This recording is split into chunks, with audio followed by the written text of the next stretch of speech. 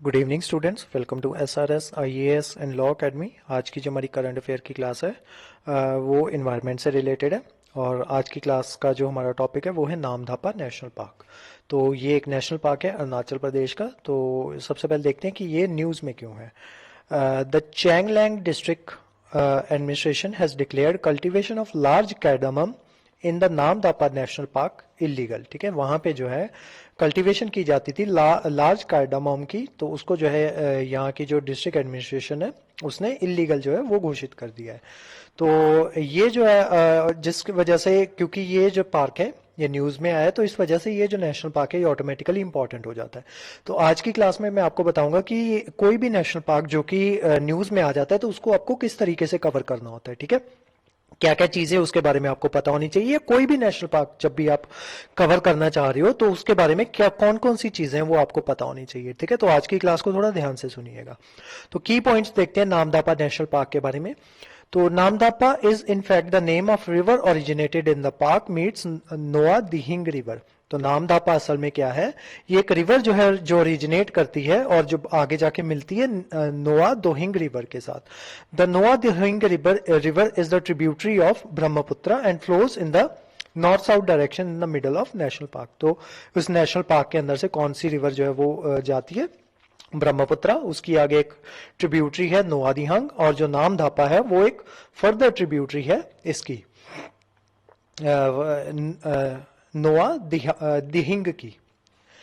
उसके अलावा यहाँ पे किस तरीके का क्लाइमेट पाया एग्जिस्ट करता है उसके बारे में आपको पता होना चाहिए। मतलब जब भी कोई भी नेशनल पार्क करते हो तो सबसे पहले उसकी हिस्ट्री थोड़ी सी पता होनी चाहिए कि वहां से कौन सी रिवर जो है वो जाती है, उसका नाम जो है किस तरीके से पड़ा है, देन कौन सा क्लाइमेट वहां पे है, देन उसके अलावा कौन कौन सी स्पीसीज हैं, वो सारी बातें आपको पता होनी चाहिए। जैसे जैसे आप आज की क्लास देखोगे आपको पता चल जाएगा क्या क्या चीजें जो है आपको नोट डाउन करनी होती हैं। उसके अलावा क्लाइमेट देखते हैं।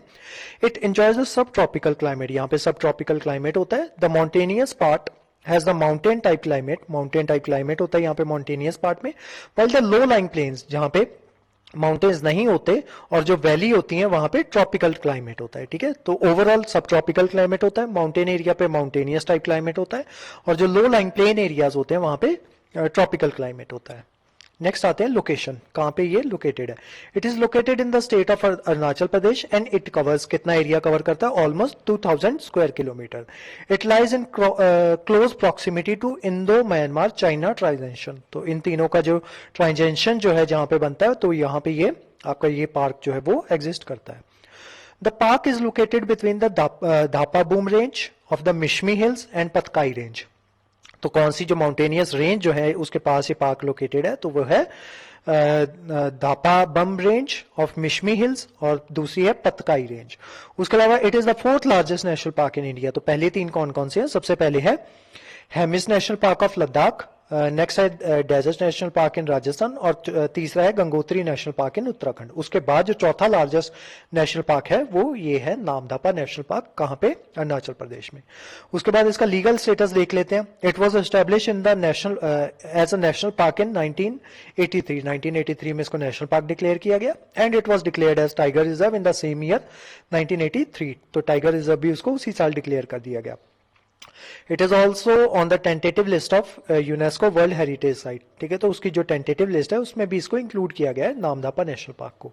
उसके अलावा बायोडाइवर्सिटी देख लेते हैं वहां पे। यहाँ पे this protected area has more than 1000 floral species, 1000 floral species है यहाँ पे और 1400 फौना स्पीसीज है। It is also part of a biodiversity hotspot. ये बायोडाइवर्सिटी हॉटस्पॉट का भी पार्ट है।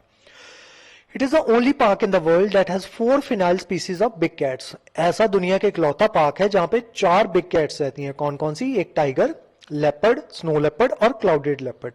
ठीक है, तो दुनिया का इकलौता ऐसा पार्क है जहां पे 4 जो है बिग कैट की स्पीसीज वो रहती हैं। कौन कौन सी, वो मैंने आपको बता दी, टाइगर, लेपर्ड, स्नो लेपर्ड और clouded leopard.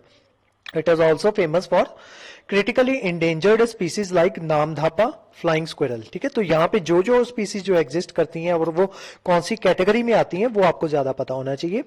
Species that was last spotted in 1981। तो ये जो है नामधापा फ्लाइंग स्क्विरल जो है इसको 1981 में पिछली बार लास्ट स्पॉटेड जो है इसको 1981 में किया गया था। उसके अलावा hoolock Gibbons are the only ape species found in India is found in this national park। तो ये जो हुलॉक गिबन्स जो है इकलौती जो है एप स्पीसीज जो है जो इंडिया में पाई जाती है, और वो भी कहाँ पे पाई जाती है, इसी नेशनल पार्क में, नामदफा नेशनल पार्क में। उसके अलावा जो दूसरे प्रोटेक्टेड एरियाज जो है यहाँ के अरुणाचल प्रदेश के, उनके बारे में देख लो। तो कौन कौन से है, Pakke wildlife sanctuary, Mouling national park, Kamlang wildlife sanctuary, Itanagar wildlife sanctuary, Eaglenest wildlife sanctuary. तो ये जो है प्रोटेक्टेड एरिया जो है ये आपके अरुणाचल प्रदेश में आते हैं। ठीक है, तो आज की जो हमारी मेन क्लास थी वो नामदफा नेशनल पार्क के बारे में थी। इस क्लास के जो नोट्स हैं वो आपको सेंड कर दिए जाएंगे हमारे टेलीग्राम चैनल पे, और जो हमारे वेरियस व्हाट्सएप ग्रुप्स जो हैं वहाँ पे भी इसके जो नोट्स हैं वो आपको सेंड कर दिए जाएंगे। उसके अलावा हमारे दूसरे जो कोर्सेज जो चलते रहते हैं उनके बारे में इंफॉर्मेशन लेने के लिए या किसी भी तरीके से तरीके की कोई भी इंफॉर्मेशन लेने के लिए नोट्स के रिगार्डिंग या उन कोर्सेज के रिगार्डिंग, तो आप जो है स्क्रीन पे दिए नंबर पे कॉल कर सकते हो या यहाँ पे मैसेज कर सकते हो। तो जो आज की जो हमारी क्लास थी वो यहीं तक थी। Thank you.